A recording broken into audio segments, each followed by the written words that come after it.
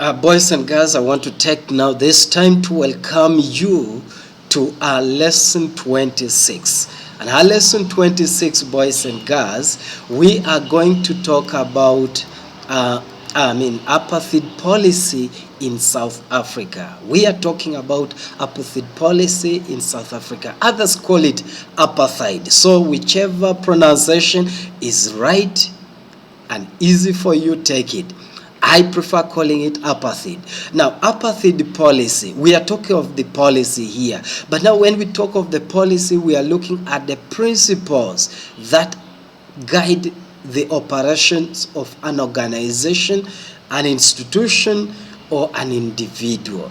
Now, in South Africa, this policy was introduced, and this policy became a guiding, a policy is like a law, is a rule, is a guideline that is supposed to be followed. Now we are looking at apartheid policy. What was this policy we are calling apartheid? What was it? So we defined it. We are giving you two different definitions of apartheid. We are saying apartheid policy was a system of separate development of races in South Africa. A system of separate development of races in South Africa. This was the system that saw that, yes, races, Africans, Europeans, Indians, or Asians were all developed differently. Now, meaning these people were categorized in South Africa according to their races. Africans were put apart, Asians were put apart, Europeans were put apart. And here, these people were also ranked. European race ranked top, while the African race ranked bottom. So that was the system of separate development of races in South Africa. We can also define apartheid as being a system of racial segregation of the black and the white people. The system of racial segregation of the black and the white people. This is a system, actually, the whole thing is this policy aimed at curtailing the rights or suppressing the rights of the Africans, making Africans to be the lowest race and Europeans to be the highest, top of the Africans, and then they suppressed, they sat on the rights of the Africans. Now, what we have to know, boys and girls, is that this apartheid policy came into play in South Africa in the year 1948. 1948, and the brains behind were these scholars, Dr. D.F. Moylan and Sir Hendrik Verwoerd. Now, Hendrik Verwoerd became the fourth president of South Africa. So these were the people behind the introduction of apartheid policy in 1948. Now, we continue and look at the policies introduced by apartheid policy. Now, we are looking at those principles that were embedded in apartheid policy. This now brings us to looking at this subheading, how apartheid was practiced in South Africa. So, apartheid was in South Africa was practiced in several ways. And these policies included, one, there were separate homes for blacks in South Africa. The blacks were put to live separately. According to the definition, we said this was the system that looked at separate development for the races that were found in South Africa. So the system put up the blacks in separate homes, which we are calling them Bantustans.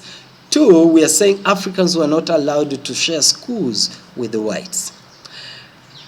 Africans were not allowed to share schools with the whites. The African children could not study together in the same school premise with the whites. So Africans studied separately, and the white children also studied separately.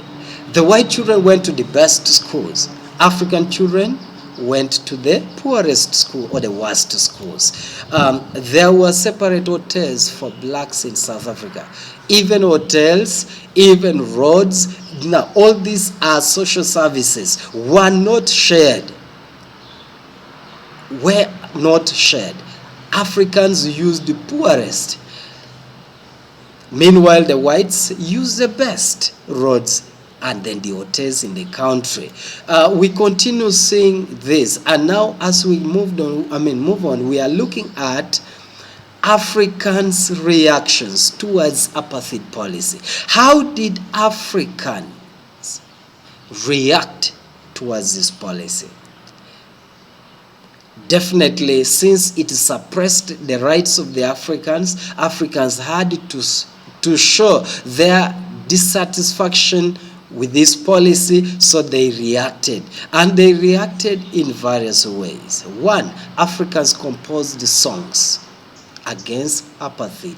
Now, these were freedom songs sung by great musicians like the late Lucky Dube, Von Chaka Chaka, among others. These people could not pick arms, but they chose to go to studios, produce songs, and then sang these songs. And these songs went viral all over the world.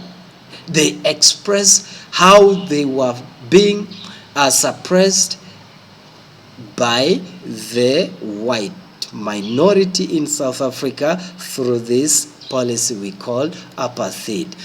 Two, church leaders preached against apartheid policy. For example, we had a church leader that became renowned because of his criticism of this policy. That was Bishop Desmond Tutu.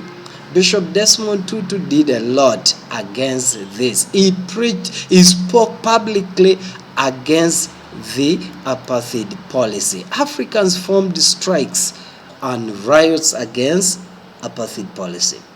Africans in South Africa rose up and staged strikes and rioted against this policy. Another one is that Africans staged boycotts.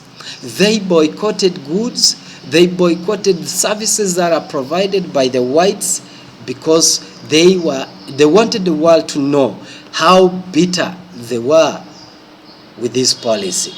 Africans formed political parties to fight against apartheid policy. All these were the ways Africans fought against apartheid policy. Now we look at the effects of apartheid policy in South Africa. Number one, we are saying apartheid policy led to severe racism. Yes, the people in South Africa did not live as a state. Africans looked at themselves as being in a different world, not in South Africa. Meanwhile, the whites also looked at themselves as being the only people who are superior in that country. Therefore, there was severe racism, there was severe hatred among the races that lived there. Africans hated the whites, and whenever they got any white man whom they could overpower, they had to do away with that. You see, that is the spirit that came up as a result of this policy. Africans lost their freedoms and rights. That is very clear because the policy was basically aimed at suppressing the rights and freedoms of the Africans. Africans became poorer. Actually, they became the poorest race in South Africa. Why? Because the services that they received from the government was not the right one, because they were not a priority. The priority went to the whites in South Africa. So this, among others, were some of the reasons that we looked at. The effects of the apartheid policy. Africans attained poor education because they went to the poorest school, trained by untrained teachers. Definitely, they ended up becoming graduates of education that was very poor, and that also gave up, the results that they produced was also poor. People lost their lives. It was not only Africans that lost their lives, even the Europeans lost their lives in the hands of Africans because of the severe racism. Africans were forced to live in separate homes or camps. We are calling them camps because Africans were collected from where they were scattered and put together forcefully in these homes that we are calling Bantustans. Now, we are looking at Bantustans and the life that Africans lived in the Bantustans. We are getting first by seeing the meaning of Bantustans. We are saying these were separate homes for blacks in South Africa. The blacks were put in these separate homes. Examples of these homes, Bantustans during apartheid created in South Africa, they were 10 in number. But now we are not going to look at all of them, but we are looking at this one, KwaZulu. KwaZulu is one of the Bantustans. We had Leboa, Kwakwa, we have Kwandabele, we have Avenda, we have Chiske, and then Transkei, among others.